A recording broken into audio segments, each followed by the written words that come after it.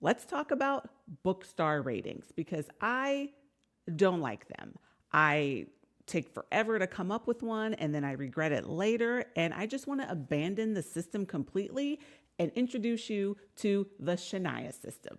At the very top, we are going to have This Changed Me. We are going to reserve this for books that just blew our minds. We can't stop thinking about them. They were perfect. The pacing was good. The plot was good. The characters were good. If it was a romance, the romance was good. We weren't frustrated by anything. And if we were, it was on purpose and then it was resolved. All questions are answered. These are going to be the top tier books that you recommend to anybody because they are so good. Sunrise on the Reaping, Blood Over Brighthaven. I had fun. This is where the majority of the books that I read go. I enjoyed them, but they didn't alter my brain chemistry. I'm not staring up at the ceiling afterwards. I'm not pondering about them months later, but they were still a good time. Phantasma, lights out. I have notes. That means whatever things that didn't really sit well with me or I didn't understand or I don't think was executed well enough was enough for me to not have a fun time. It doesn't mean that I dislike the book. It's just that it was a little bit of work and not work like in a good way, like you think it was done on purpose. It was work accidental, like you don't think the author really meant for you to have to work that hard. I had some issues with it, but not like absolute value, this book has issues. Probably an unpopular opinion, but for me, Shield of Sparrows.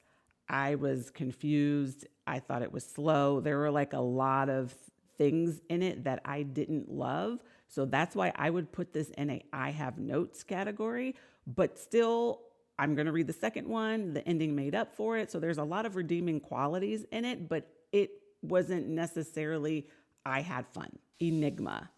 I was very perplexed throughout most of this. Part of it is due to the marketing of the book and not getting what I expected.